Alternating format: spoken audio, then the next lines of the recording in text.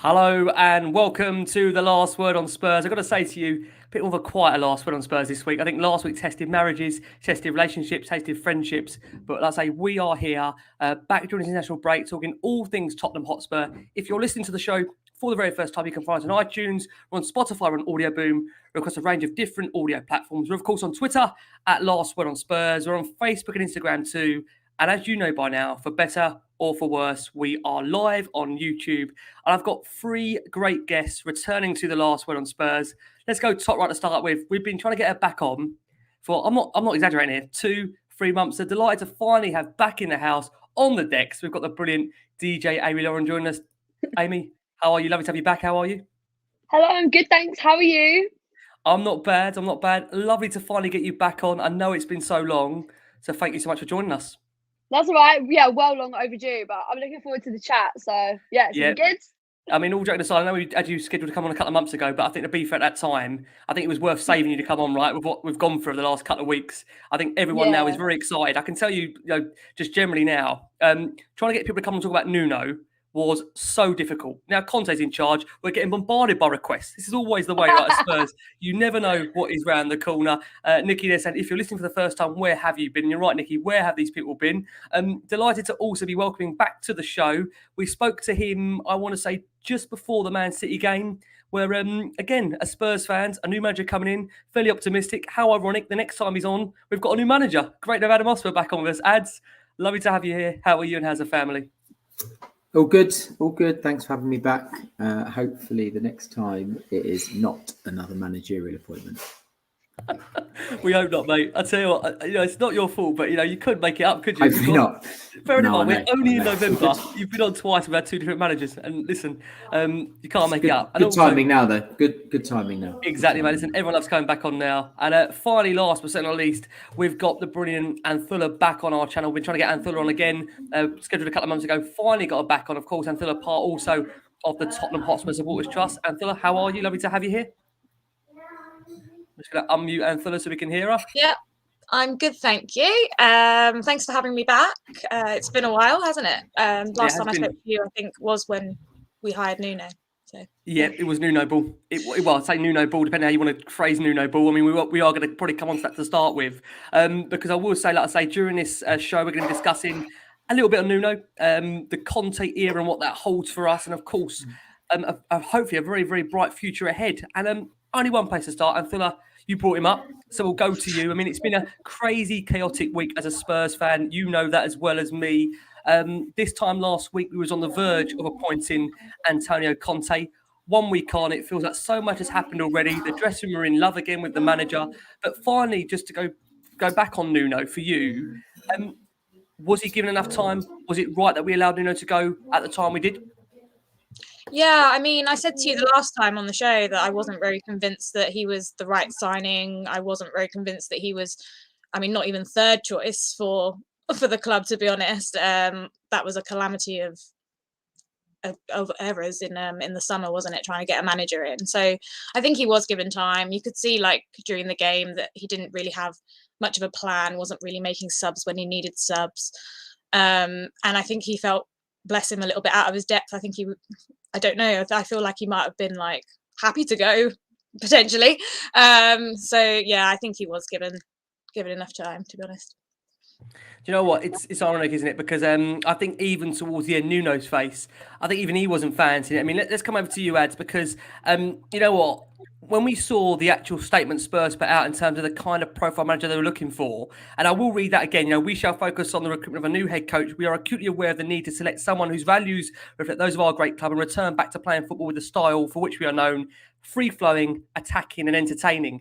And I don't think we could get anybody as more opposite to that in Nuno. And I have to say this. I know apparently that Instagram thing that came out was actually not Nuno's own words. And that was, again, from what we understand, plagiarised. And it wasn't him. But I actually do feel, in a way, he was a gentleman. And I'm sad for him personally it didn't work out. But as I think many have now said, probably completely wrong type of manager for where Tottenham wanted to go. Was there any doubt in your mind, Ad, when you look at the fact that Spurs, they failed to have a single shot on target in that home game for the first time since that final defeat against Liverpool 2013, 9 goals in 10 games, and you've got the likes of Son, Kane, Moura, Bergwijn, Dele Alli. Could he have stayed, in your opinion, any longer than what he had to do, Ed? We're going to unmute Ed. Thanks. Go for it. I think, I think he, if you look back at it now, I think he was just like, he was almost just like a dead man walking the whole time. Looking back at it now, it feels like actually, obviously they messed up loads in the summer in what they were trying to do. They tried to get Conte. It didn't happen. They got desperate. He was available. And now it just felt like he was there until they could find somebody better or who they wanted. And probably looking back at it a bit, you could probably see that in the performances of the players. Maybe people knew that. And I feel sorry for him a bit because it's a massive job on its own. And then he had to come in with that whole Kane drama that was going on as well and deal with all of that. But I think, the biggest thing for me watching it was you sort of watched it and thought, what are they trying to do from an attacking point of view? There was no pattern. They would just sort of get the ball and nothing would happen. There was no organisational pattern of play. And, it's one of those, isn't it, where you think we could give him time. What are you going to do? Give him another 5 games and it stays the same or gets worse. And then chasing your tail. Whereas to act now to get the person, obviously Conte in, when you're not that far off, you're not that far off the top 4 and stuff like that is definitely the right thing to do. Yeah, Ames, let's come around to you. I think it's fair to say, when we're trying to get you on, the kind of vibrant, such a positive person you are, I think trying to bring you on during that Nuno period would have finished us all off. So having you on now, and like I say, reflecting back on what's been a crazy, chaotic 3 to 4 months with Spurs, having, like I say, a manager go in terms of Nuno, for you, was that the right time, the way that reaction was at United game when you're seeing the fans booing the substitution of Lucas Moura, even to the point where you're seeing the board, the booing of Daniel Levy as well? Is there any way, in your opinion, that Nuno could have kept his job? No, I agree with literally what everybody's just said. Like, I think he's a really lovely guy, but he obviously wasn't the first choice, like whatever choice he was. So I feel like it must have been hard for him because to be offered like a once in a lifetime job, which it is, obviously he was going to take it, but there was always going to be so much pressure, and you could obviously tell like the players, like not in a snobby way, but I think they were a little bit disappointed. Like, look at the history, like who they've had. So like, yeah, it is a shame, but it didn't work. But I'm pleased that we cut our losses quite quickly. Like, I hope obviously he's okay. Like, he's a lovely bloke. I'm sure he'll go on to be a manager of another good club. Like, but yeah, he wasn't right. But it's like, yeah, with the fast turnaround, hopefully, like, there's still time to win games to get points. So, and yeah, like you were saying about being positive, it was hard because I wanted to be positive. I wanted it to work for him. But it just wasn't right, was it? It was awful to watch, like really bad. Yeah, you know what? It was really, really bad. And, it's at a point where, coming around back to you, Anthoulla, many have looked at the board, and obviously, like I say, your position there with the Tottenham Hotspur Supporters Trust, I know it hasn't been an easy time for you guys in trying to get answers from the club about the direction, where it's going, where it's heading. For you, in a way, I want to ask you now, the fact that the club did move as quickly as they did to go and appoint, obviously, Antonio Conte straight after Nuno, do you still feel the club owed you a response to those questions that came up? Or do you feel, in a way, Conte coming in somehow maybe answers the ambition of where this ball does want to go? Do you think this will event? I mean, it does feel to some that this is the last roll of the dice now for ENIC with Antonio Conte, because when you look at the managers they've been through, from Yol, to Ramos, to AVB, you go again, Harry Redknapp, and you look back again and what we've had, Pochettino, Mourinho, Nuno. You do wonder, I saw that, that famous line that, Daniel Levy, this is 435th chance to get it right. I mean, how many more managers do we need to go through now? Or do you think this is all about now? It has to work for the board. Antonio is the last throw of the dice.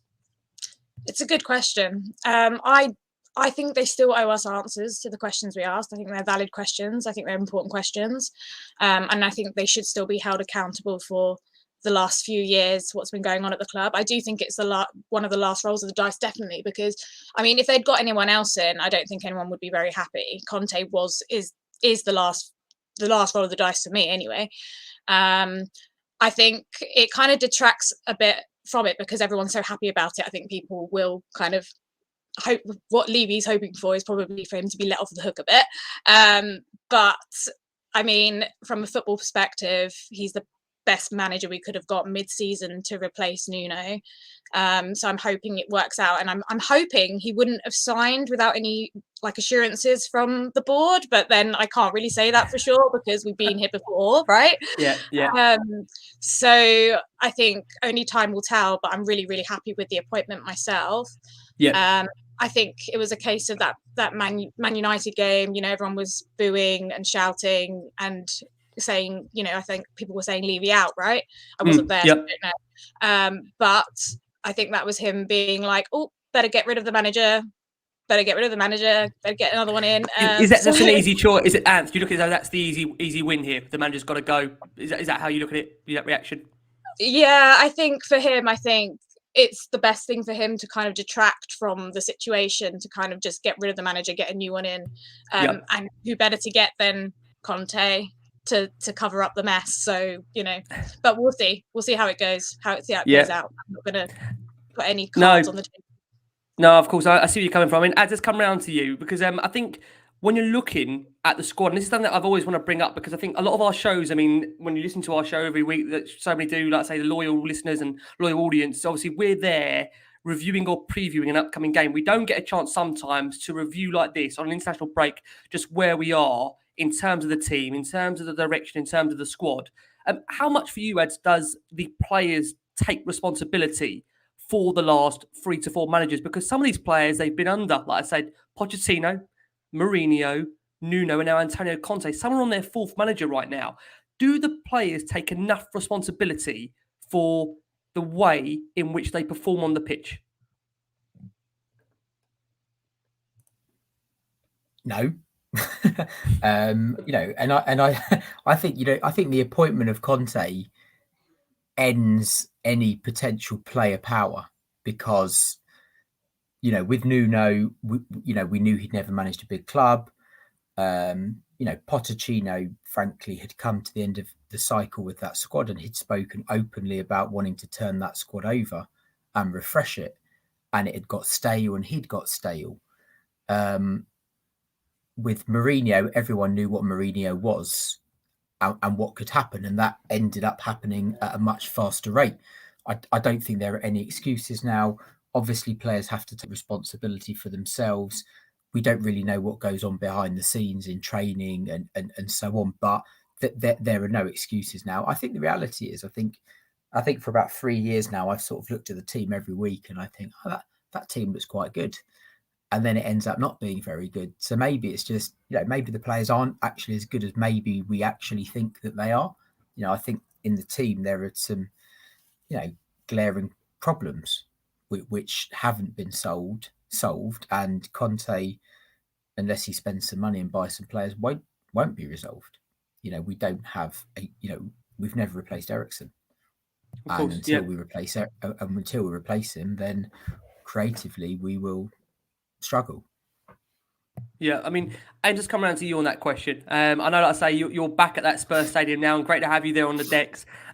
Do you feel, Ames, when you see these managers that kind of come and go at Spurs, do the players, in your opinion, take enough responsibility? Because I still think you look at the players who've got them in terms of quality now. You know, the likes of Romero, Emerson, Hill that came in the summer. You add to that, you know, you got Kane, Son, Højbjerg, Lucas Moura, Steven Bergwijn, Dele Alli, Giovanni Lo Celso. You know, I can rattle these players off.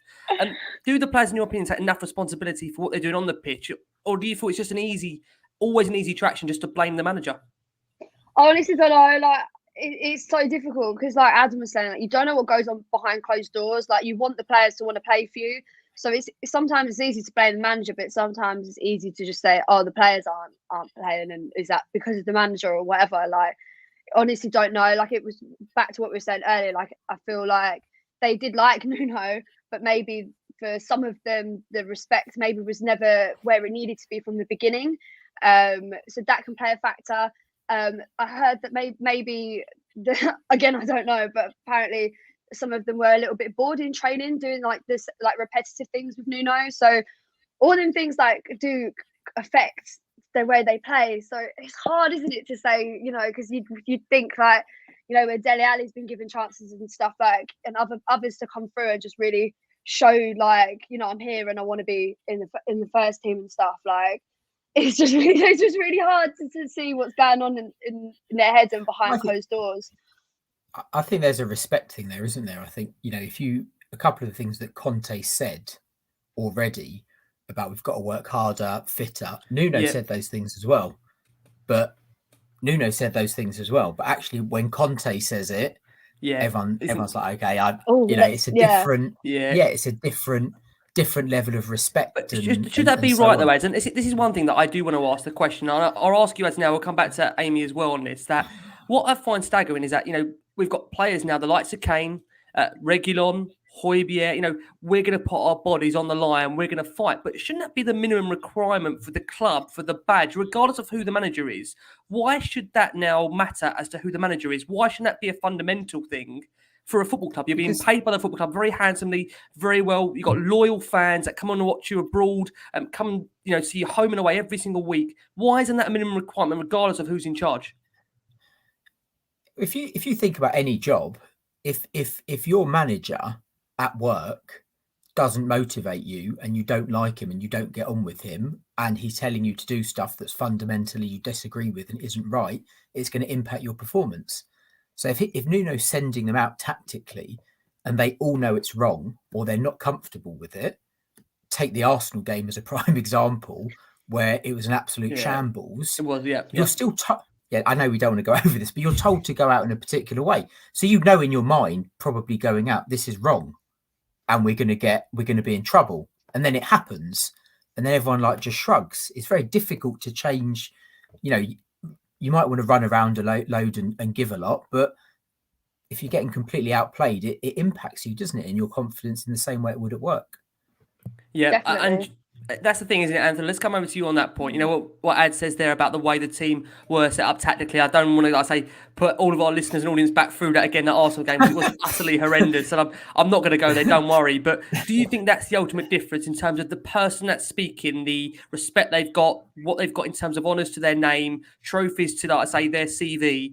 Ultimately, that's where you are going to hear more authority from a manager. You're going to back them more, you're going to give more because of the name in charge. And again, it goes back to that point, as we've said from the very start, Nuno, wrong manager, wrong time, wrong fit. And you just feel like the last 4 months in a way have been a bit wasted. Why couldn't we move for Conte like that at the start and give him what he wanted? Yeah, I completely agree with Adam. I think it does make a difference. I mean, it shouldn't be the way, but it is, that it is going to make a difference with respect for the manager and who they are and what they've achieved, and how they come in and speak to the players and their plans.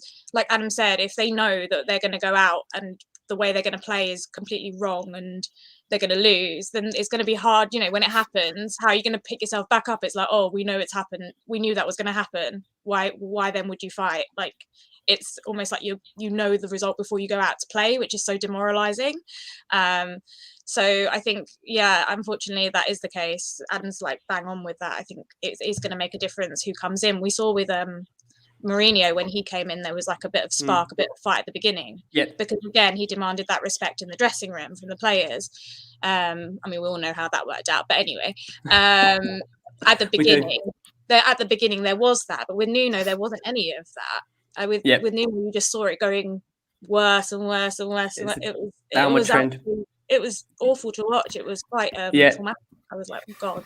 But, especially like I say, when you are paying the highest season ticket prices in the country, and like I say, it's Europa Conference League Thursday nights against teams that aren't the most attractive, and we're finding it difficult.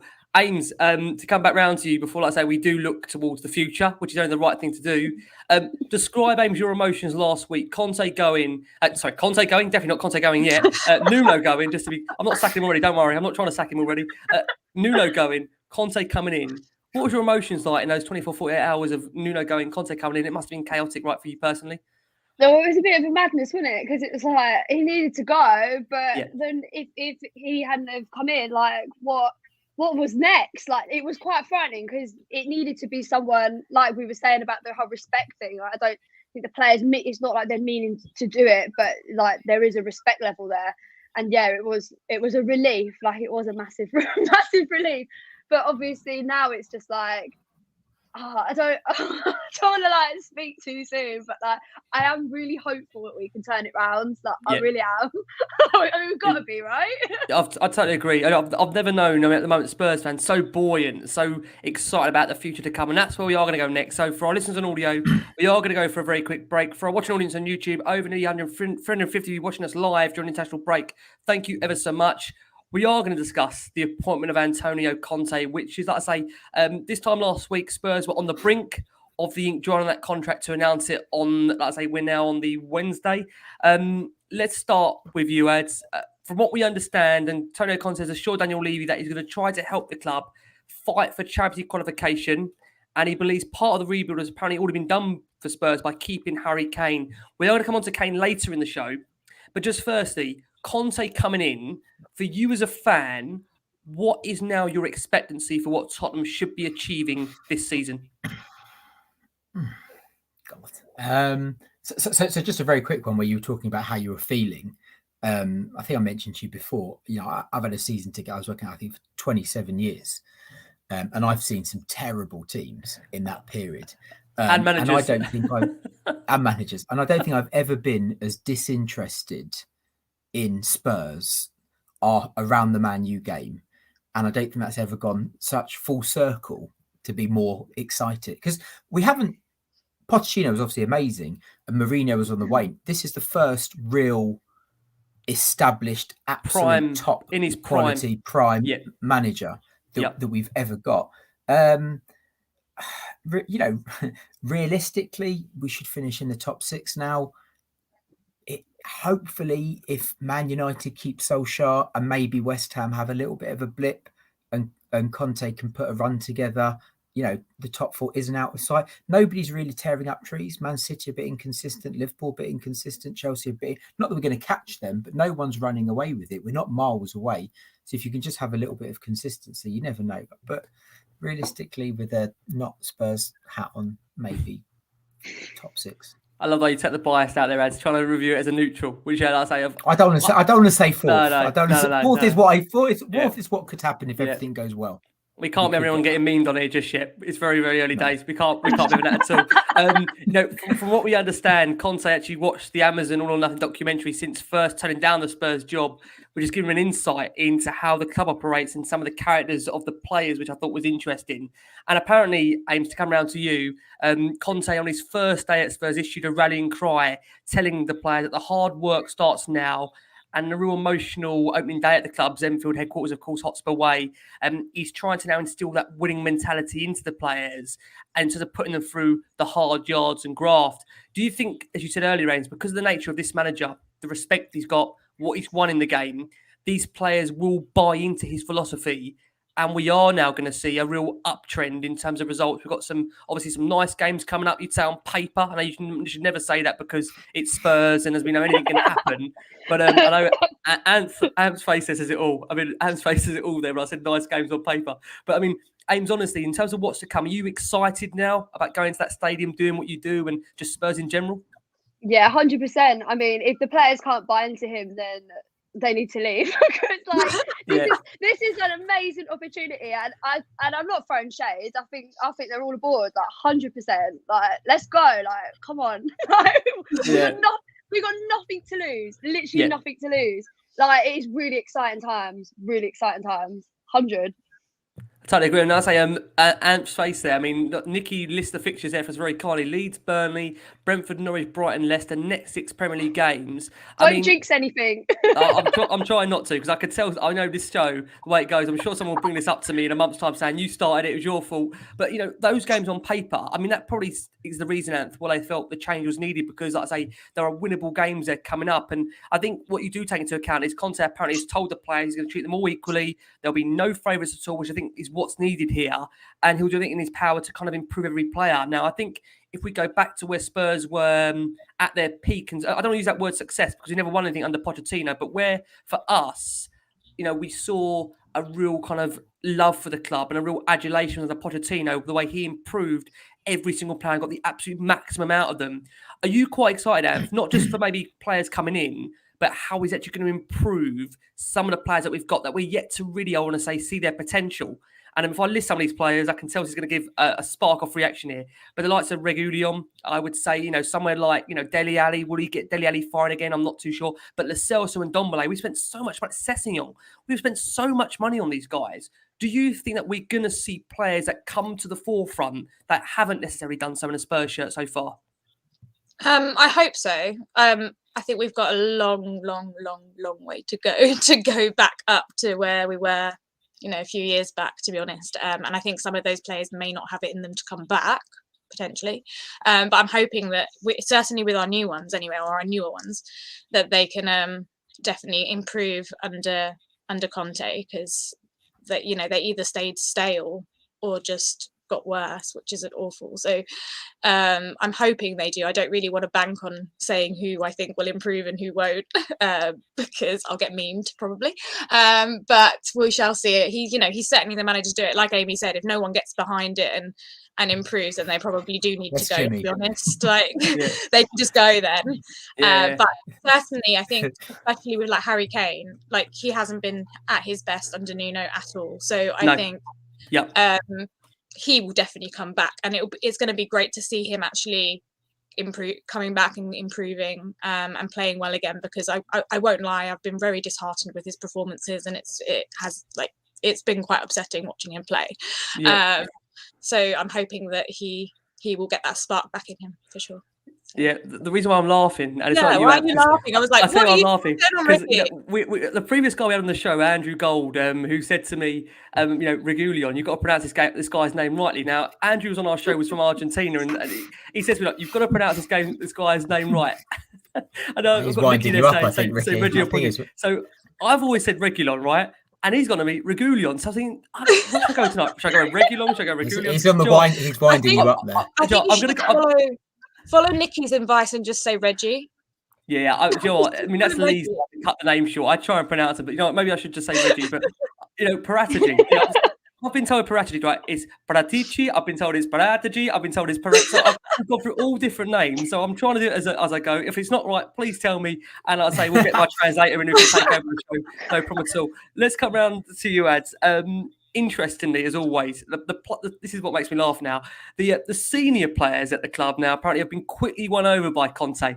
For how long, who knows? But by the ambition of the appointment. And I think what's gone down very well as well is the fact that Ryan Mason has joined his 6-strong coaching team. That seems to have also gone down really well with the players. I mean, how much do you buy of that, Ads, that suddenly all the players are invigorated again? They're all happy. Everybody's best friends. It's all great. The coaching is fantastic. How long does that last for until that does wear off that novelty? I think it will stay, because I think with this guy, I think there will be an excitement, because like us, he is proper. It is like getting a current top day manager. If take Dele as an example, if Dele isn't playing for an extended period of time, then he's going to not be happy, and he's probably not going to like Conte. But I think hopefully we're at a point now where sorry, I'm just reading everyone taking the piss out. Get absolutely ripped on it. Just get absolutely completely taken apart. During his sexual break as well, I can't make it up. But yeah, I think ultimately, that, as I said before, there's nowhere to hide for these guys now, and I think it's basically step up, improve. He'll improve you, and if not, I think they'll be gone. I don't think there's any two ways about it. I think it's as simple as that. I don't think you're going to get in a position where Levy is telling Conte, who to keep and what. I don't think that if that happens like it's happened in the past, then he won't even see that 18-month contract. I doubt it.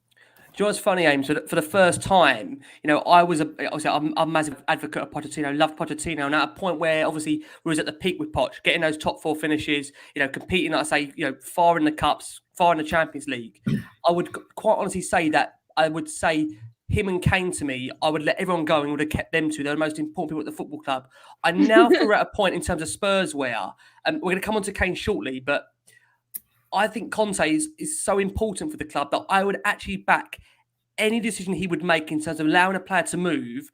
I would back the manager. Maybe I'd question if he wanted to let Son go, because I think Son's incredible. But are you in the same mindset now, Ames, that for you, It's about backing the manager in terms of whatever he wants. We've got to give him it, because I think the mistake we made under Mourinho is with Mourinho we gave him the likes of Joe Rodon, Carlos Vinicius. I'm trying to think back who we signed now along this time with Jose Mourinho. Doherty, these kind of players. And I just think that, it only works. I know the feeling. This only works with these elite managers if you give them exactly what they want. He wanted Milan Skriniar, he got Joe Rodon. And I think the thing is with Conte is that there's no point in appointing Antonio Conte if you're not going to give him the actual players he wants. Do you agree that it's all about backing the manager now in terms of exactly what he wants? Definitely, and I feel like part of him coming to the club was he's got a lot of control and free reign. So otherwise, I don't think he would have agreed to come. So it's exciting to see who he might sign in the future, because obviously, me and my partner talked about this earlier. Like it's a little bit like being a manager. It's difficult because obviously we've got the new stadium. we've not had the money to buy a new striker or anybody. Like everybody always been taking the mick. Like, we don't spend money, forgetting that we've just spent a load of money on this stadium. But obviously, we kind of need to get to a point where we can, be maybe getting back in the Champions League and stuff. So people want to pay that money for their season tickets to come, so we can afford, put on a show. People are going to want to come. We can afford to get the players to take us to that next level. But I feel like with who we've got, we've got some amazing players. So we're at such. It's so frustrating. It's like we're at this high level, but it's just not showing yet. Yeah. But yeah, I think with him taking control, I think he will. It'd be a good chance for everybody to prove like this is it now. And if they're not driven, they need to go. But I think they'll all be wanting to prove themselves. And yeah, he'll be picking who he's keeping, I'm sure. Yeah, and it's interesting you say that, Ames, because I think, like I say, you look at what he's got there in terms of his staff. There, we've got obviously Mason that joined that coaching staff, who's a big believer in tough love, having come through that academy, of course, with John McDermott. We've then got, of course, when you look at some of the names we've got the cohort of analysts, while the new head coach is Christian Stellini, another close associate of Conte, who he worked with at his time during Juve. Apparently, one of the key things that the players have actually really liked so far, Anth, to come around to you, is the fact that Conte in his communication has been very, very clear and can explain to every player if they're not playing, why they're not playing. Of course, it's only been 2 games so far, so this might change to players that are going to be out of the team for longer. The likes of Dele Alli hasn't got a look in yet.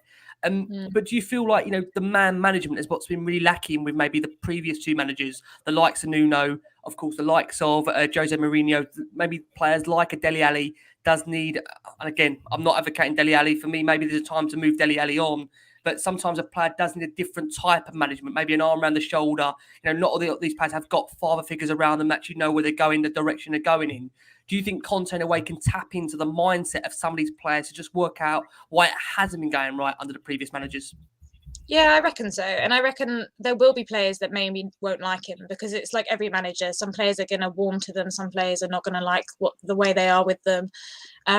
So there will be some of that. So there will, I reckon, like January, I'm hoping that we'll probably move some players along. By then, he probably would have made up his mind of who he wants to keep and who he doesn't. So I think he will kind of speak to each of them individually, get to know them, suss out what's going on, see them play a bit. I feel like the Thursday's game actually was a little bit of that, sort of him looking to see what the players are like and really understanding what was going on with them. So yeah, I think hopefully, he seems like a nice guy, and he seems like he's a very opinionated, and he's got a strong character, right? And he probably commands that training respect. field. Yeah, totally agree. And that respect, exactly. Yeah.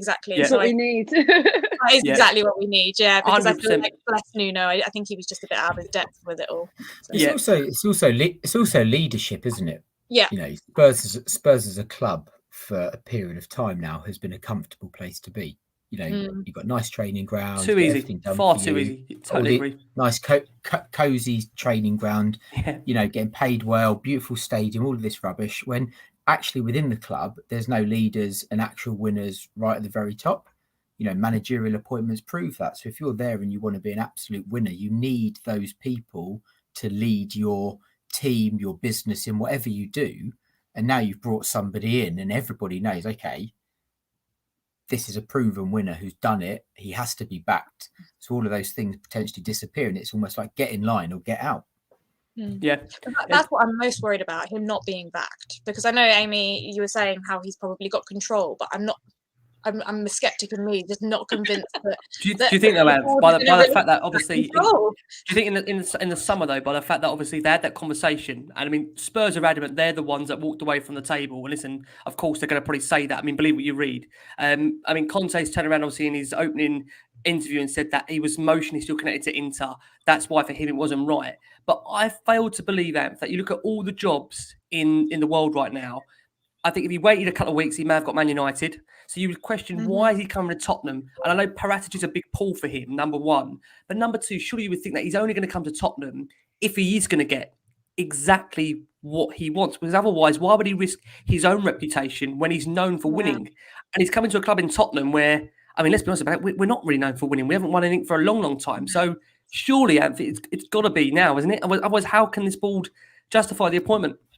That's why I'm torn, because part of me is like, surely Conte wouldn't come. I thought it was like, you'd be mad to join Spurs right now, especially if you're Conte. You would be crazy. I mean, but then the other part of me is like, I'm not entirely convinced that they're going to just relinquish control like that. But we'll see. We'll see. I'm gonna see how it plays out.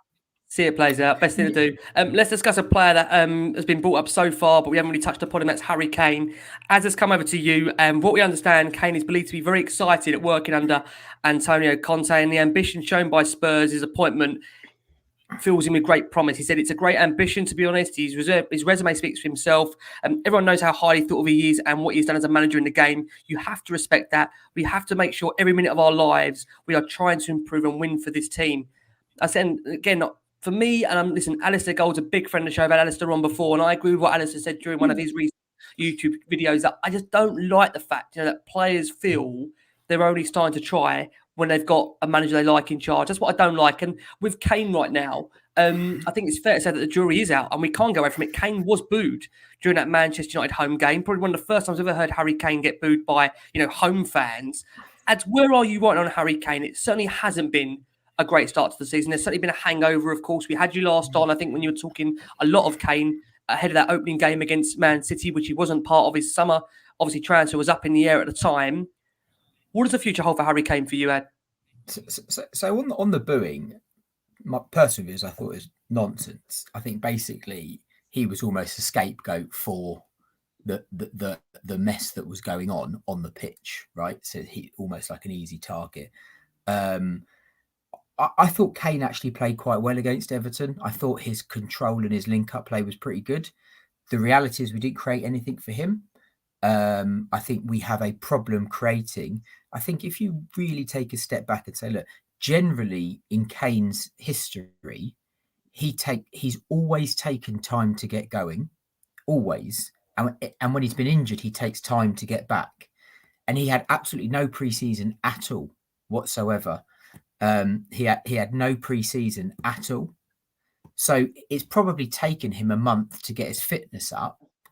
And then off the backdrop of that, if we're, as fans, all completely uninspired by Nuno, whether he's getting paid a lot of money or not, he was maybe going to be managed by Pep Guardiola at Man City, and he's coming in being managed by the guy that we are completely uninspired by. So it's you would be sulking.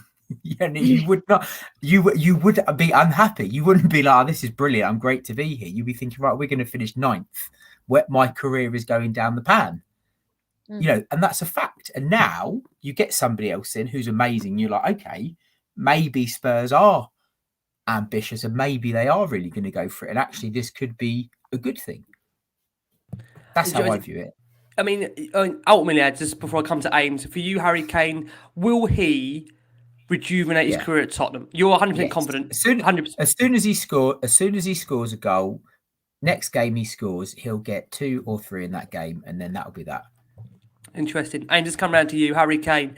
It's a heavily debated topic at the moment in terms of his form, where it's at, and of course, I've seen Harry make comments, like I say, this week, how excited he is to be working under Antonio Conte. Do you personally believe after this international break, we are going to see the best of Harry Kane? Because Great finish against Newcastle. Hasn't really kicked on from there. I know people will tell me that obviously 10 goals, I think 11 goals overall this season, a lot of them in the Europa Conference League. For you, Ames, does he have a long-term future still at the club? Yeah, of course. And do you know, sorry, do you know what? I agree with everything you just said there. Like, and I feel sorry for him because I feel like people hold him to such a high standard all the time. Like, he is amazing. He's world class. Like, it upset me, and it upset me as well. There was a Twitter poll just before Nuno was sacked, and it was like who's responsible, who should go, like Harry, Nuno, and like more people voted for Harry. And I just thought, are you stupid? Are you mad? Like, come on, you know. Obviously, he was clearly feeling a bit not inspired by Nuno. You could see in the way he was playing, and the way we was playing football wasn't really allowing him to be him either.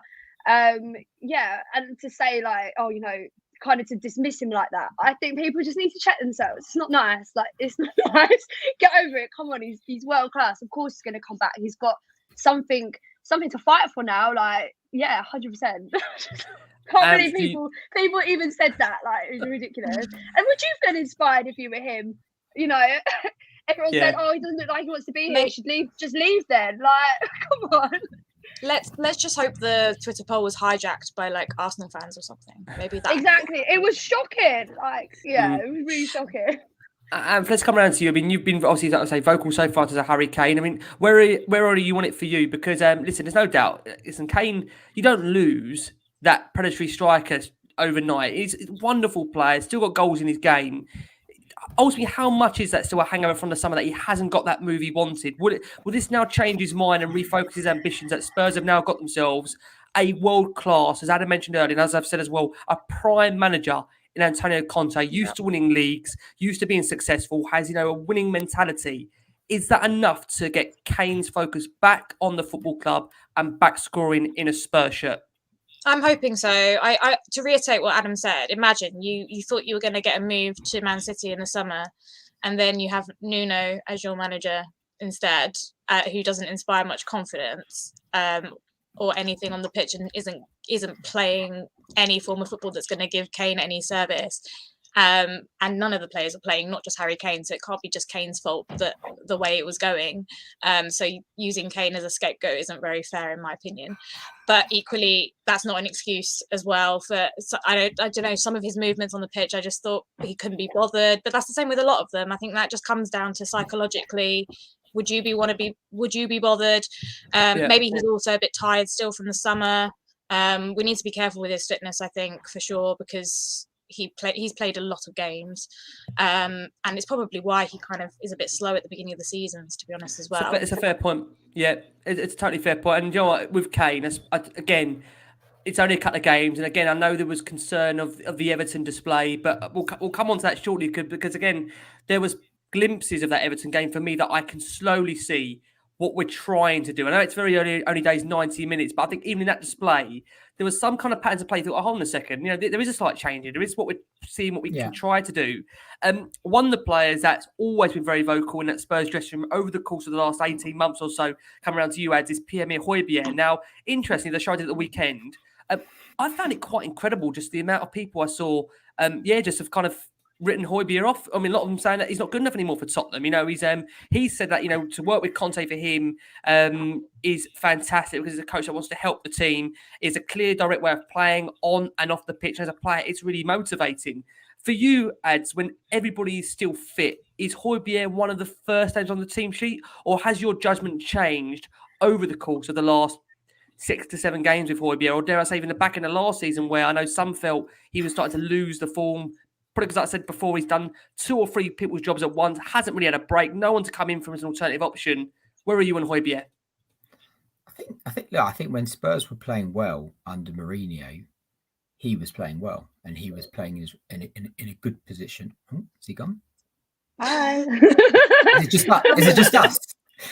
Should we carry on? Carry on. It was just us. Oh my God, where's we're taking over. I'm still here. Are you still here? Good. Right. Okay. We had the whole podcast. I think he was very good in the original Mourinho setup. I think tactically the way Nuno set up didn't suit him. I think if we're going to play a 3-4-3 and you're going to have two in the middle and one holding, I'd probably go with Skipp and another attacking midfielder, or Højbjerg. I don't think Højbjerg and Skipp together are what you want in central midfield, because I think you need more creativity in there. Some of the criticism is just weird because people they're playing central midfield and him and Skipp don't create anything. It's just like they're not creative midfielders. It's like saying Lloris doesn't create anything. He's a goalkeeper. It's not their job. It's not their job to create. It's their job to break up play and give it to somebody. If you look at Chelsea's team when Conte was there, I think you had Kante who gave it to Fabregas or whatever it might be. And that's so, if you put Dembele in there next to him or Eriksen, then it would be a completely different dynamic and partnership. So I think it depends on the formation. I don't think Skipp and Højbjerg can play as a two if you're going to play that 3-4-3. It's interesting you say that, because I'm coming over to you, Ames. From what we hear already, Conte's taking a real big shine to Oliver Skipp, and he agrees the feeling inside the club is that he's going to become a real key player for Spurs. And you look at some of the stats from that Everton game, Skipp completed 43 of his 46 attempted passes against Everton with a success rate of 93%. I mean, he's been so impressive, Oliver Skipp, this season. For you, if Adam is saying that it's between one or the two, is Skipp in that team for you above Højbjerg as things stand at the moment? Oh, it's hard to pick because, like we were saying, they're both brilliant, and Skipp really has surprised us all. I think amazing. But yeah, can you understand then that? Can you understand, Ames? If you're saying it's difficult for you there, can you understand the frustration for Højbjerg at the moment? Do you understand that personally? Why people feel he's not good enough? I can't believe people are saying he's not good enough. He's been solid since he's come. He's one of my favourite players. I haven't got bad words to say about him. Yeah, I don't know. I don't know where the negativity and the shades come from for him, because I always think he's given 100%. And like you were saying, being quite vocal in the pitch, he's a real leader, and I feel like that's what you want. Like, you want that hunger in the team and have people like him, bringing everybody forward. So yeah, I don't know why they're going in for him like that. It's interesting, isn't it? I mean, Anthoulla, coming around to you, that we know Skipp is going to miss the game against Leeds United, partly because of the horrendous corner from Lo Celso, which I don't think needs any more shade than what we've given it previously on our shows. I mean, I find it absolutely staggering that our football club, with the talent we've got, we cannot find a player that can take a corner. I mean, it's just I've just got Modric and Eriksen were the same. They would take the corners and they would go to the near post waist tight, and you're like, really? I'm convinced it was rehearsed. No way can you be that bad at taking corners. Surely. I just love that. What I just love is that video, a 5-second video of the reaction from the Spurs fans behind the goal when Lo Celso takes the corner, and the absolute anger just after it is just, it's just incredible. I mean, for you, Anthoulla, just on the Skipp Højbjerg debate at the moment that seems to be going on. Where are you on Højbjerg? And for you, is Skipp now the main one out of the two that should be playing now, game by game, or is there a role for both of them for you? I like them both. I think I don't know where the hate for Højbjerg comes from. I think sometimes he can't be consistent for a whole game. I do see one half he'll play amazingly, the next half he's a bit mediocre, and makes a couple of mistakes. But I really like him. I think he gets really stuck in. I think he breaks up play really well. Same with Skipp. I like them both. It's just annoying because, like Adam mentioned, Dembele and Eriksen, and we haven't replaced either of them, and that's, I think, what we're really missing is a creative midfielder, because I don't think we have that right now. I miss Eriksen so much. Like, he was one of my favourites. Ndombele and Lo Celso were both meant to be that, but they're not. Neither of them have done it. Will they both not be? I mean, just on that point, let's ask you, Anthoulla, first on that. Ndombele and Lo Celso, do you back Conte to get a tune out of them, or do you just think neither of them are going to be what we want in the long term, like Eriksen was for Tottenham at his prime? I like Ndombele. I think he's got so much potential. He needs to get his fitness up, as we all know. I'm hoping that Conte maybe can improve him. With Lo Celso, I'm sorry, I just can't see it. I can't see him improving. Yeah, see, I have. Are you the other way around, Adam? Well, and I know I'll get pelters for this, and I do, and I debate it. But you take some shade off me if you want. Let's get some pelters. So we can give him some pelters. In the very first lockdown, when Lo Celso had a run of games when he was fit, he was our best player in that period. I agree. Totally agree on that. Yep. He's never had a run since. So I'm still holding out hope that person in those 6 games is Exists. still there. I know we haven't seen it, but then again, when's he played 3 Premier League or 4 games in a row? He hasn't. He comes on a sub, he plays a Europa game, or whatever it might be. So I'll probably get pelted for that. Hopefully they can find their and- flow and he can bring the best out in them, because like we Yeah. were saying, like they've got so much quality, you know, and so much to offer. I think under Bale, you can't play in a 3-4-3. I think you'd have to play like a 3-5-2, and you have to be behind him. So yeah. Do you know what's interesting now? I mean, with the news that they're all on a diet, you know, maybe he's going to last more than 20 minutes without being exhausted. Do you know what's funny? I mean, I just think, you know, a club like Tottenham, you know, with Lascelles and Ndombele, they've been here, 3 years now? I mean, what other club would you get that amount of time to make a difference? You know what's irony? You know, Anthoulla's sitting there saying, Ndombele, we've got to up his fitness. He's been here for 3.5 years. It's staggering, isn't it? But I know, Anth, you're right. Anth, I totally agree with you. You're right in what you're saying. But when you think about, the best we saw of him was arguably Mourinho, where he had to go in during lockdown to go and knock down at his flat to get him out of the place to go and do a run. I mean, the levels that we're having to get to now to get players to train, it's quite frightening, isn't it? But sometimes it comes down to coaching. Like the last 2 years have been a calamity of coaching. Like on what have we really had? So some of it's coaching, some of it's the players. I think you have to. I don't know. I don't buy that. I mean, it is, but fitness at that level, yeah. You know, I know players that in the off season took their personal trainers away with them on holiday to make sure that they maintained a level of fitness. As you notice, I must say, obviously, you've got connections with players, but that's fairly common, isn't it? I mean, am I right in saying it's fairly common to take nutrition away? I think it depends on what level. I know one of the England boys who went away in the summer, obviously after the final, and if you put McDonald's. It's an absolute. I must say, I don't have Tuggies watching this, but maybe you should try it. It's a fair comment. Just wave some. I think, like I said, I know one of the guys who in the England squad went away with his family, and he's laughing it. Went away with his family, and I'm trying to be serious here, right? I know it's difficult. He went away with his family. And he took his fitness trainer with him and his nutritionist to make sure he came back at the same level of fitness. And Ndombele, on the flip side of that, came back late for training and apparently was overweight. So sometimes it's about how and what level you want to get to yourself personally, right? Yep, totally agree. Go on, Ed. Finish what you were saying.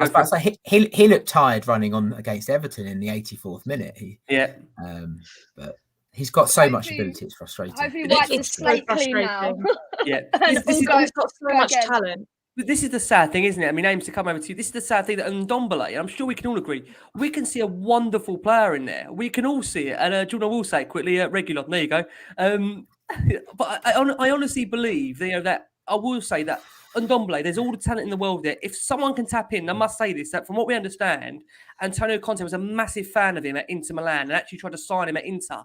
So I want to be confident and hopefully see that, there's still a player in there. Because, Ames, you just know it. If we can get him for 90 minutes fit, he's a wonderful player, isn't he? How unlikely that might be. Unreal. And how exciting is he to watch as well? Yeah. Like when he's fully on form, like no one can touch him. That's the sort of excitement you want. And kids there into the club being like, oh my God, like his poster on the wall kind of thing. Like he is unreal. Just hopefully, like we said, wipe the slate clean, like let's go again. Like he's got the manager now, like it's not gonna get no better than this. You're right in what you're saying. With the manager got in charge around Antonio Conte, if he can't get out of him, where do we go now? Adam just was brought up there about the fitness and about the nutrition.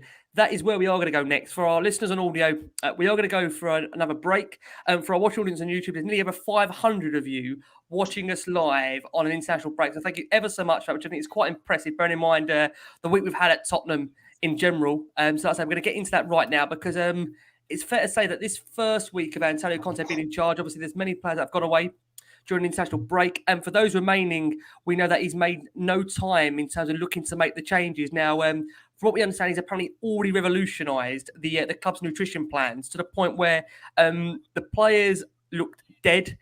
and they ran a marathon last week after training, which tells you everything about, quite frankly, where we are in terms of our fitness right now. So just to kind of talk you through what's been banned as far as we understand here. This was a report from The Athletic that came out this morning. So he's reportedly banned ketchup, mayonnaise, butter, oil, and post-training sandwiches. Now, I mean, Az, we'll start with you on this. I mean, shouldn't these things actually be in the training ground anyway? I mean, who's eating these? The players or the staff? What's going on here? I know. Well, I think I read that article actually. I think what it said, doesn't it, that I think it depends on the manager. Some managers oversee everything, and others, apparently Nuno, just did effectively the coaching. So therefore, players go to the chef, get me some ketchup in and stuff too like busy that. on that beard. He's too busy stroking that beard, wasn't he? It's a good beard. It's a good beard, but it's too much. There's too busy on that. I think that was half the problem. I mean, I just stunned. On the fitness bit, it's quite interesting. I read a couple of things. One was apparently the players that have gone away on international break have been given actual extra work to do whilst they're away separately. Chocolate spread starters, yeah. And Don Bele's fuming about all of these things, isn't he? And then also I heard that after the warm downs, like a normal warm down after a game is like 20 minutes. Yeah. And apparently all of the players that didn't play, there was like an hour's warm down after both games. So actually Conte's getting in the fitness that he can't get in all the time at certain periods of time, which is actually quite interesting. So he's obviously trying to build their fitness up in different ways, given he doesn't have a pre-season, which is quite interesting.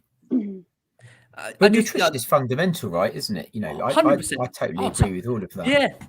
What just makes me laugh though is just how much, coming to you, Anth, how much we've regressed, because I just think when one day Ramos was here, I mean, we knew the stories that he was a very specific again nutritionist, and I know the players at the time we've had the likes of Tom Huddleston on here, we've had a lot of the boys from that era of likes of Eric Edman and a lot of the ex-players from this time, and they were all telling us about how the frustration was that the jelly babies had gone, the Jaffa cakes had gone, they're being replaced and whatever. But you think nowadays, and that's it, maybe I'm being naive to this, you would think that the players have a responsibility to look after their body, look after their shape. They are athletes at the end of the day. They've been paid a huge amount of money to keep themselves in shape. Is it concerning when you read stories like this about how far players have regressed to the point where apparently the term being used, dead, after a training session, like they've run a marathon? This is training. How can it be this bad? I mean, you're right. They should take responsibility. For people that don't know, I work in the NHS, and when we talk to our patients, we say for them to take responsibility for their own health as well. So, they're professional footballers, and they should actually take responsibility for their own well-being. But the way we're talking, it's like we're talking about little children. Like, you need to take stuff away because otherwise they'll have it. But they are. In some cases, they're like. They're 19, 20, 18, 21, 22-year-olds. They're in need of management, aren't they? They are needing management. Yeah. That's true. Yeah. But I think, but they surely get education on nutrition and things like that. They surely know what they shouldn't be eating. But that's the same as everybody, and not everybody sticks to it. So you think, okay, I'll be good most of the time. But then I don't stick to it. I love food. You motivate people to eat healthy, and especially if you're doing something you enjoy, then you need to eat healthy to do it. I mean, do you have to tell marathon runners what to eat, or do they just do it? Do you know what I mean? It's funny. I find it funny, but. I just come over to you. I mean, have you noticed in terms of that Everton game a change in that squad at all? And it's a hard thing, we look at the Vitesse game, the two games. I mean, Spurs, you could say on that Vitesse game, we did come out a lot more front foot. We started ever so well, and then obviously we saw the defensive issues Spurs had in terms of the way we conceded. The Everton game, I know we had obviously our co-host Lee McQueen was, he stormed into the green room before the game, and he said to me, Rick, I was really concerned about the way Spurs approached the game and played. And we know that Conte, it's going to take some time for him to get to know the squad, kind of get his ideas across to the players. Did you see glimpses there, Ames, that gives you real hope for the future? Bearing in mind it was only 90 minutes of a Premier League game. I thought the way that we fought in general, there was a real, I think, fight amongst the Spurs players to show a real desire, hunger, determination, which I still say, and I mean this, that should be down to any manager, regardless whether it's Nuno in charge, Steve Bruce, Gary Megson. I'm not going that far down, Tony Pulis. I'm not going that far down. But ultimately, the point I'm trying to make is, have you seen a difference for you already with Antonio Conte in charge? Yeah, definitely. I mean, like you were saying, there needs to be some sort of drive there, and it was nice to actually see it there. I mean, I know it wasn't consistent for the whole 90 minutes, but there was like little sparks, and people were trying, definitely, and that's what, like, as the fans want to see. As long as they're trying, it's going to take a while to get like everything right, the formation, who players that are going to prove themselves and players that are going to drop off, I'm sure. But yeah, no, it was nice to see like a little bit of hunger. And Harry Kane is an absolute machine. Like, you know, he just needs a couple of goals, and then you know what he's like. He just wants to score. That's all he wants to do. So, you know, a couple of games to like let him sort of fit in back as well, feeling kind of more confident. The goals will come. Like, it's coming. It's exciting. Like, I know everything's been really negative, and people will laugh and say, like, "Oh, don't get too excited," but it can't be no worse. Like, I literally can't. It's exciting. Yeah, and this, I think I agree with what you're saying, James. I think if you can't be excited now, then when can you be? You know, we've had a real difficult as a you know, talking in football in terms. You know, I know life in general has not been easy for people the last 18, 24 months, but just in general, being a Spurs fan, it has not been an easy last 18 to 24 months, right? I think we all feel, you know, as fans, we've been put through it in different ways. You know, of course, you know, Ads seem to get older. Aim's not been able to go to the ground, and Anthoulla is part of the trust. It hasn't been easy. And I can tell you, hosting these shows after every single game, I think mentally with Nuno, it was very hard to come on here and try and be rational and try and have a debate with people and try and see both sides. That's what we always try and do as a show. We've never been a show to jump up and down, and we've never been a show to kind of shout and scream. That isn't the way we've ever done Last Word on Spurs. It's always been about a rational debate in terms of where we see the club. And I think that's ultimately why the show, you know, is adored and loved by so many people, with the fact that we try and debate and analyse where the club is ultimately going week after week, game after game. But what I did find interesting is against Everton, Spurs, we recorded our highest totals for both distance covered, 110.9 kilometres, and a high intensity sprints, 151 in any game this season. You know, it's quite incredible where, you know, manager comes through the door, that effect after just 90 minutes. Is that something that's going to bode hopefully really well for upcoming games to come? Yeah, definitely. I think I wasn't, unfortunately didn't watch the Everton game because I was at a wedding, but I've heard that there was glimpses of what he was trying to do in terms of moving the ball quicker and using the wings more. So I'm hoping that actually running more and actually like getting involved, getting stuck into the game a bit more will continue, and we'll slowly start seeing more strategy and us actually playing football again with, you know, some sort of like actually end game rather than 11 men on a pitch not really knowing what they're doing. With no shots on target. Well, this is the one thing, Ed, isn't it? I mean, as though I sit here and say, you know, against Everton, for me, I could actually see, you know, what we were trying to do. There's patterns of playing in little snippets where I was like, I like that. I can see already there's a slight difference in the way we're trying to play football. And by, again, the fact, no shot on target, how much does that, in a way, take away from some of the good aspects of that game against Everton for you personally? Yeah, I think that's a paper thing and a media thing that, you know, if you actually look at it, you know, Lo Celso hits the post, that's deemed to be not a shot on target. I mean, I never really understand why that is. I mean, it is a shot on target, isn't it? He's at the post, it's virtually in the net. And then there were about 5 times where our final ball basically let us down.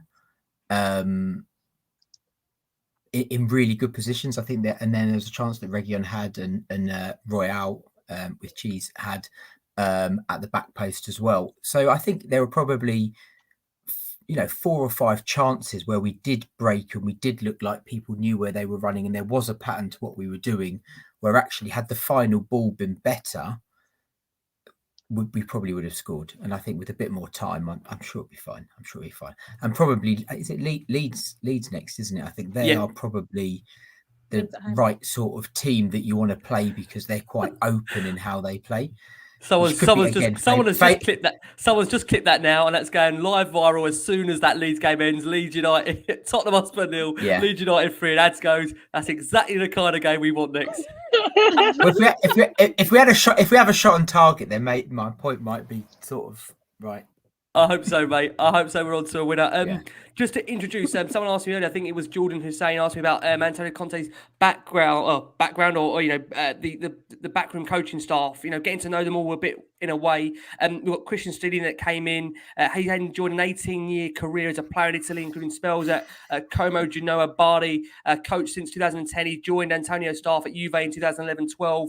We've got Gianluca Conte coming in. He's the brother, of course, of Antonio, and he joins as a technical and analytics coach. He played for Leeds and was part of Coach's staff since Bari in 2009. He played his part in the title success at Juventus, Chelsea, Inter. He was also part of the Italian national team between 2014 and 2016. Alongside that, we've got Constantino Corati, who's a fitness coach, joined Spezia's coaching staff in 2011, has been with Antonio since his second season at Juve, 2012-13. We've got Jean-Pierre Ventrone, again, a fitness coach, has a wealth of experience. Stefano Bruno, another fitness coach. You know what's funny? At the first time of Spurs gave his appointment, apparently it was because a lot of the backroom staff. I'm looking here, we've got 6 members of the backroom staff. That's a lot of backroom staff. And I think one of the key things here, I suppose, in a way, maybe because it is only an 18-month deal, maybe that's because Daniel has sanctioned that. Because when you think about the payoff, for those 6 coaching, for those backroom staff, that's a lot of money there, isn't it? A lot of money to be given to 6 coaching staff. Is it a case that, Spurs has kind of gone all in now? Well, I mean, they have to. I think that's probably part of the biggest criticism of Levy, isn't it? Is that if he just did things right the first time, he wouldn't have to sack and pay off 5 managers and end up spending more than getting the right one in or the right player in. Yeah. So, and I think I said at the beginning, you sort of backed into a corner, aren't you? The corporate season ticket renewals are up at the end of this 3-year cycle this season.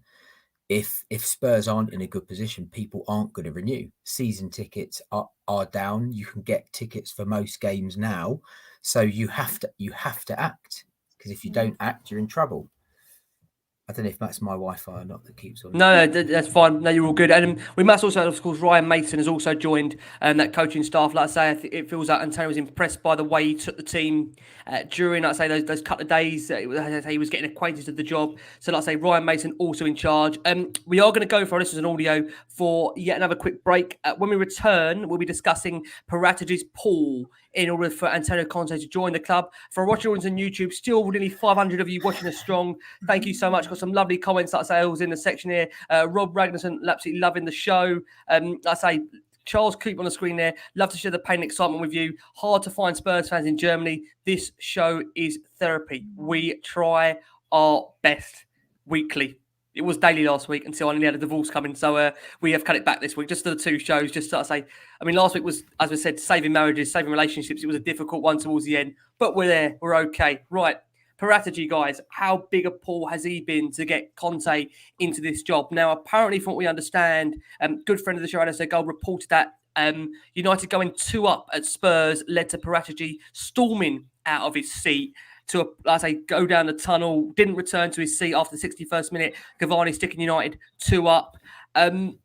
Interestingly, James, we'll start with you on this because, from what we're led to believe, although it's all being sold as a kind of Paratici and Conte bromance, whilst there is a decent relationship there, they're not as close in terms of as what many people are making out. Just how important do you feel, Ames, the appointment of Paratici has been for Spurs as a managing director? Do you feel there has been a need to kind of take away Daniel Levy's control of the club and allow somebody else that's a footballing man to overall look at the footballing decisions of the football club?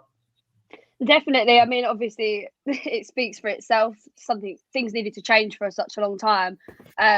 Hopefully, they have got a bit of a bromance. We'll see. But yeah, I mean, this is a hard one for me to answer. I'm not too sure. But yeah, hopefully, he gives him full rein to really take control and do what needs to be done.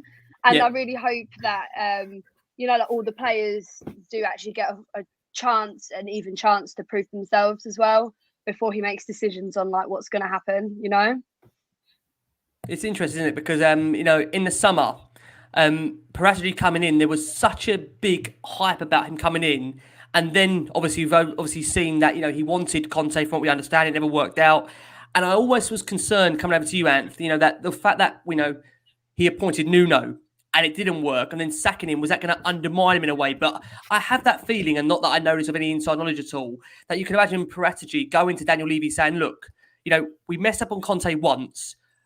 This is the man that is right for Tottenham, that's going to take the club forward. And ultimately, if you're not going to allow this man to come into the football club, my hands are inevitably tied, because, Paratici is a winner. I will bring up, his CV here of what he's done. He's wherever he's got at Juventus, he's a winning mentality guy in general. He goes into clubs looking to change a mentality to try and win.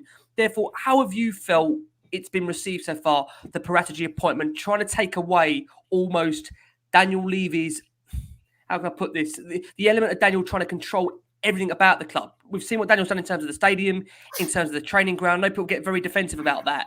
But you feel if Daniel can concentrate on the off-field matters like the NFL, like the concerts, like Lady Gaga, the summertime ball, and leave Paratici to deal with the on-side things, the signings, the manager, that overall, that is the recipe for success. Do you agree? Yeah, wouldn't that be magic if that was the case? Do you believe that's not going to be the case? Do you believe that's still not going to be the case? Do you think Daniel still has that ultimate control? Again, I'm just so skeptical. I just don't trust it. But I do think Paratici had a massive pull with Conte, not just with Conte, but getting Levy to agree to get Conte, because you hear rumours and you hear that actually he threatened to maybe leave if he didn't get Conte in. So. And I actually would believe that, and I think that would look very bad on Levy if Paratici did leave.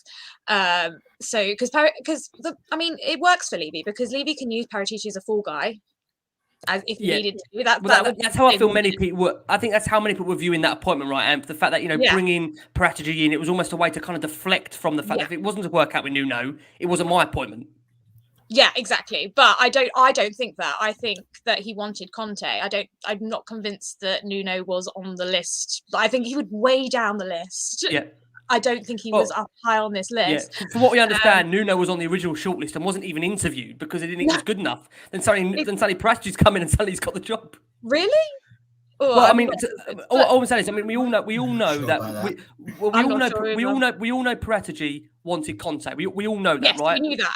We knew that. But the minute they didn't get Conte, Nuno became the next option. And from what I understand, this was driven by Paratici. Nuno, from what this is what's been reported. Maybe that's who knows what's true. I think it was the only option rather than the main. I just think they were literally we went 72 days, didn't we? 72 days waiting. I think it was more that. I think the other thing as well, which rather than it being obviously they're close, I think what will be important is Conte is obviously a bit of a hothead, right? What are you laughing at? Yeah. Well, that comment there from I don't know if we can share this, but we are sharing it. Adrian there saying he was on the execution. The what it is? Say that again. Execution, but executionist. Right? Yeah, I know, but I think so. What Paratici will do with Conte is he's a go-between as well. So whereas you might have Levy meddling before,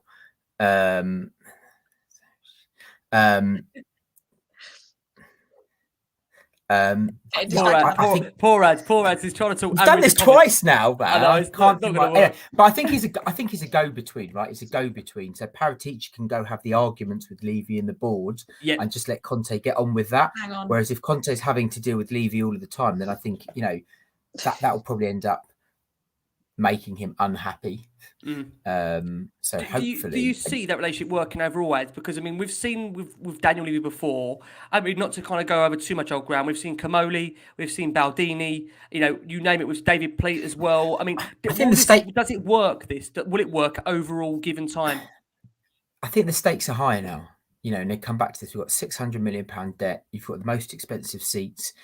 We can't afford, with no naming rights, you can't afford to drop down again and just sort of muddle it through like they have, which is why I think one of the reasons why they've appointed Conte, because with the money involved with the Premier League being in the top four, the debt that you've got, we have to be, the whole business plan and model of the business is financially stable because of the stadium, but that's based on us being in the top 5, 6. We have to get up there. So it's stick or bust, right? You can't meddle around. You have to invest. Yeah, we must say that if you look at the pair joining, come over to you, Ames. I mean, I'll rattle this off here. Conte joining Paratici at Juve, that was a new era of winning beginning because after his arrival in 2011, they won the Serie A, never looked back. They won 3 consecutive Scudettos together between 2011 to 2014. They also won the Supercoppa Italian together in the 2012-2013. In Conte's final league winning season, he broke Serie A record with 102 points. That's Conte winning the Pancha d'Oro, which is the coach of the year for every year at Juve before resigning in 2014. So it does feel, Ames, the relationship between Paratici and Conte is going to be very key here in terms of Spurs ultimately getting success. Do you feel for you, Ames, are you confident that this relationship's going to last long term between Paratici and the Spurs board? Because you do feel like Adam said there, he is going to be that go-between between Daniel Levy saying, look, you've got to give Antonio this amount or this player to make it work. Are you confident that this is going to happen and it will be successful? I mean, I feel like it has to happen, definitely to start off with. How long, I don't know, but we've got to back them, and hopefully they can actually work together as a good team and bring out the best. And I mean, we haven't really got much other choice. It does really need to work. And I feel like everyone's in a position now, where we're ready to move on, after Nuno as well. So I think you will be seeing 100% from everybody. It took a while for the cracks to show with Mourinho. So hopefully we get a longer stint, and it won't even come to that. So. Yeah. No, I listen, I echo and I hear those thoughts. I mean, what's quite interesting to come around to you, Anth, is that we know with Spurs and with Paratici that, they went into Juve and, Juve were a mid-table team, right? They were, I think they were 8th or 9th at the time. They were floundering, really. And I said they took that club to ultimately becoming, so successful, again, ruling Italy. When you look at what Conte has gone into previously, I look at Chelsea. I think he took over Chelsea on the back of them being 7th or 8th, a really poor season. He brought the level up. I mean, he knows that he's coming for a challenge, doesn't he? Because he knows Tottenham. And I said this on the last couple of shows. This, for me, reminds people, and I don't want to get absolutely, again, memed in the comments here for saying this. I think the appointment of Conte shows that Tottenham Hotspur are still a massive football club. They've managed to, for me, attract one of the best managers in world football, one of the most prime managers. There was the argument with Mourinho that Mourinho was maybe past his best when he joined Tottenham. He was on the decline. Nuno, I think we all know how we feel about Nuno now. But with Conte, there is genuine feeling like Spurs have appointed a winner, not past, not, in years gone by. This is the guy that's won now. He walked away from Inter Milan at his highest point where, he walked away on the back of winning a league and ultimately the board not being able to give him what he wanted. So you do feel that he knows exactly what he's walking into with Tottenham, that if you do give him what he wants, surely this is the man to unlock this sleeping giant. And there's all these parade of trophies to come. Please tell me this is the case. I mean, I still don't know how we got him, number one. Number two, if he can't do it, I don't know who can, to be honest. I've jokingly said on this podcast that I do miss on the bottom of my heart that I am ready after this. If this appointment doesn't work, we will fold. Jason will be coming back, and it will become a golf podcast, and Tiger Woods will be coming on here with Jason week to week and doing the golf preview. Because I think after this, I mean, where do you go after Antonio Conte? I know. And listen, I'm not going to press people and talk about what it's going to finish like, because you have to think about what we're going to be involved in. And listen, as we've said, there is, like say Scott says, there's a real big buzz around Spurs that there is that genuine feeling now that Conte is here to win. And as fans, we are ready to win.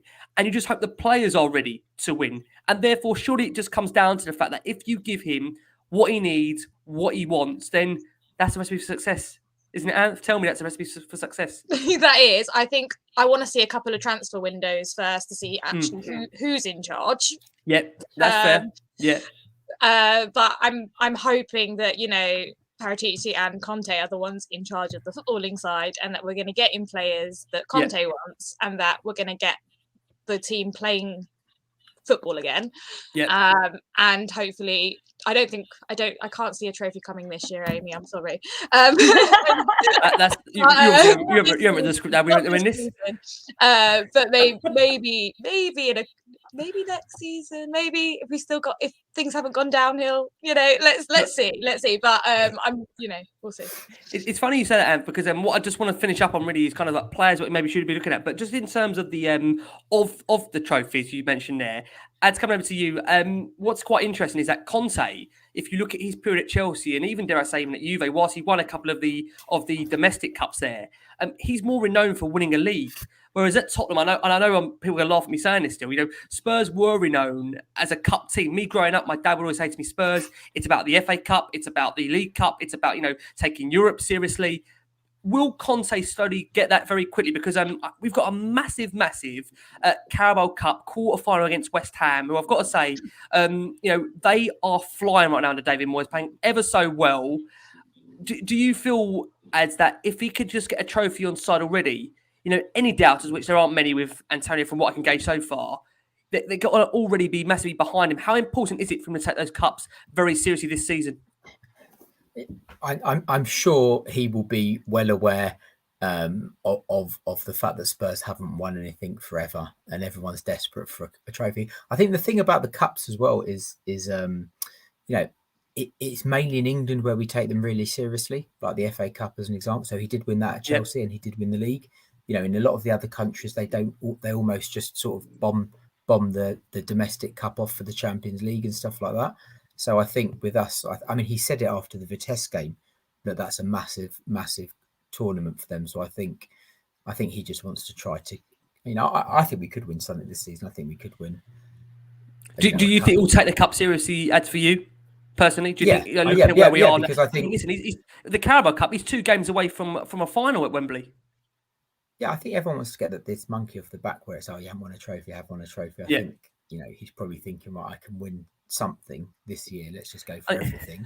I mean, it's getting to a point now where we'll win the league next season. It's fine. It's fine. do you not feel bad? It's getting to a point now where I would say this, that the next person that wins Spurs a trophy, a manager, they'll get a statue built with them. Maybe not with Enoch. I know Enoch. Sorry, I know Enoch don't do statues, but I mean, maybe fans will build the statue. I don't know. I mean, I just feel like how long we've been without a trophy. We're in the quarterfinals of the Carabao Cup. We're still in that Europa Conference League, which we all know we're going to face Mourinho in the final. So it'll be a Conte-Mourinho final. That's obviously to come.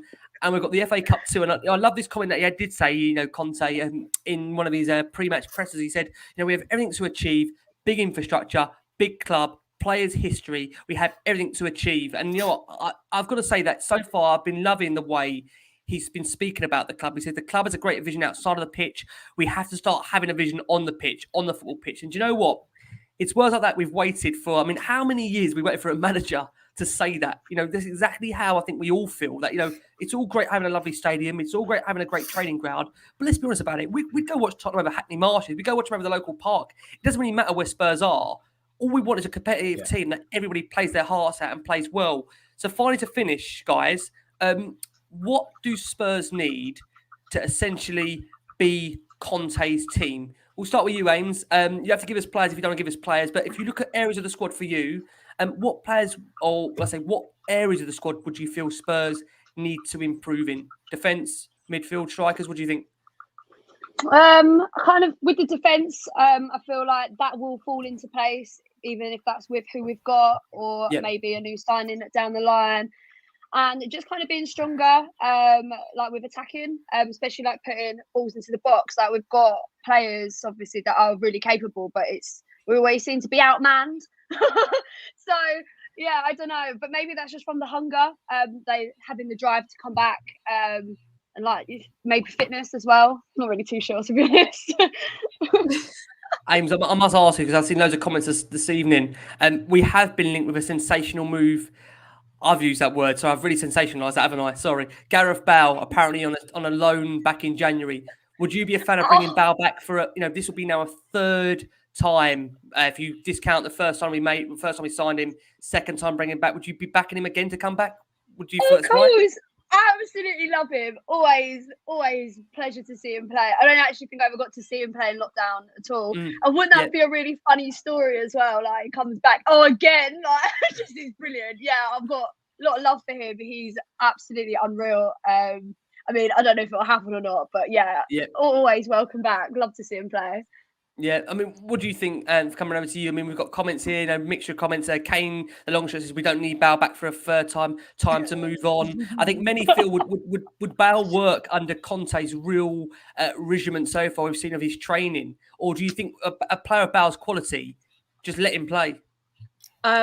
I'm not sure if it would work, but just for nostalgia, I'd love to have him back. I cried when he left. I love the man. Like, and I actually haven't seen him play live, like in person, because of lockdown. So actually, I would love to just, to be honest, I'd just love to see him play. To be honest, and he can't hurt to have him around the training ground, even if he is just an addition and not first team all the time. So I'm all for it.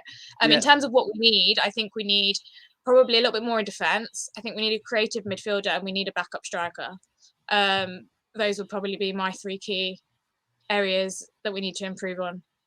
Okay. It'll come to Ads. I mean, Ads, what's your thoughts on that? Because I think with Anthoulla, I think it's hard to disagree with that. I think we still, for me, when I look at Sanchez, I look at Dyer, I look at Roden, no offence to those guys, I still think we haven't got the right defender to pair Romero with yet. And bear in mind, we spent so much on Romero that if you don't give him the right centre-back pairing, I mean, what's the point? We spent so much money on this guy. I've always said in the summer that we needed someone plus, Romero at centre-back. That's always been my feeling. And then again, maybe, Royale, I've been pleasantly surprised. I think he could become a good defender. I think Reguilon will automatically improve with Conte coming in. I think we will see a different player there.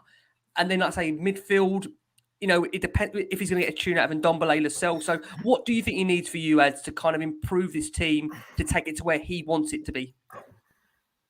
At least one centre-back. I think at least one. I think it could be 2 if you argue that he's going to play 3 at the back and all the guys that you've mentioned aren't going to play 100%. I agree with everything answered, actually. We need a creative midfielder, central midfielder. We need another striker, possibly. And if he plays 3-4-3, probably somebody else. I think you need a backup striker for Kane, but I think that front 3, you've got Son, Kane. I'm not convinced that Moore is good enough for the top level. Bergwijn hasn't shown enough. I like Moore. He works very hard, but frankly, when Spurs were a good team a couple of years ago, he was a sub. So I'm not convinced he's the top. And my jury's still out on Reguilon because I think actually I don't think he's that good. I don't think he's been that good. I think he's probably had a handful of decent games and then been distinctly average. But there's potential there, and maybe Conte can get a tune out of him. Do you think, as in a way, one player we haven't mentioned is Ryan Sessegnon, who I wonder now with the new formation that Conte's trying to put in place at Tottenham, does he still have a future at the club? We haven't really seen much in terms of him so far. Sessegnon, does he have any future for you? Well, if he can play well and stay fit, I think his biggest problem is fitness. And then I think when he does play, he looks massively shot of confidence. So I think it's one of those. He has to get fit. We haven't seen anywhere near enough of him really in that period of time. I don't think he did a particularly brilliant job on loan. I think he was okay. It's another one, isn't it? You don't know what a great manager could do with somebody like that. You don't know. The jury's still out on him. I don't know. Okay, guys, we're going to finish on some listener questions then. Expectations for the season. We'll start. I can see all the excitement of these questions. Look at, Anthoulla looks terrified what I'm about to ask her. We'll let her stay calm from it. We'll go to Ames to start with. Ames, this is from Jerry Hattrick at 4311 Steve, who says, does Antonio have time to build or implement his philosophy given that he's only signed an 18-month deal? Has he got enough time, Ames? An 18-month deal, is that long enough for Conte to do what we feel Spurs need to do in his time at the club? Yeah, definitely. I mean, I know he really hasn't had the best. It's not the best start. He's been thrown right into it. But yeah, I definitely think it's enough time. You'd expect it from the players anyway to want to not wait it out that long and see what happens. So yeah, I do believe it's more than enough time. Okay, and we'll try and ask you an easy question here. This is from Damon Aggersberg at Aggers74, who says, of the current squad, who do you think Conte will still have around in 18 months' time? I won't ask you to list every single player, but I can tell you, out of the likes of the Dele Allis in this world, the Harry Winkses, is there any players that are going to surprise us and still be here in 18 months who we may have thought would have been shown the door? I don't think there'll be any surprises. I think he'll keep Sonny. I think he'll keep Skipp. I think I don't know why he's playing Ben Davies a lot. I don't really like Ben Davies. I can only assume it's because he's got a left foot and he wants to have three centre backs. Yeah, he doesn't play that badly in a 3, to be fair. No. He's better in a 3. But I mean, I'm the same with you. I mean, every time I watch him, I know what's going to happen. And people criticise me for calling Ben Davies 6 out of 10. I think that some people feel that's drastically declined to 4 out of 10. But I think maybe what I say when we get another left-sided centre back in, that might change things. But for you, there'll be no massive surprises. You think there'll be players that will move on in terms of this January window, possibly? I maybe a surprise would be moving on Dele. I can't really see Dele coming back, but I could be wrong. I'd love him to surprise us. I would love him to surprise us, but I don't know why I can't see it. It's really bad. I used to love Dele. Yeah. So maybe that would be a bit of a surprise, but yeah. Okay. Yeah. Let's go to you, Ads. This is from Lockman Banyu, who says, can we expect anything from this season, or should we just see this as preparation for next season? Look, we're in 3 cups and we're not that far off the top 4. So, you only have to win 4 or 5 games in a row and you never know where you're going to be. Like you said, you're in the quarterfinal of the cup. You've got that Europa Conference, which isn't an overly challenging competition.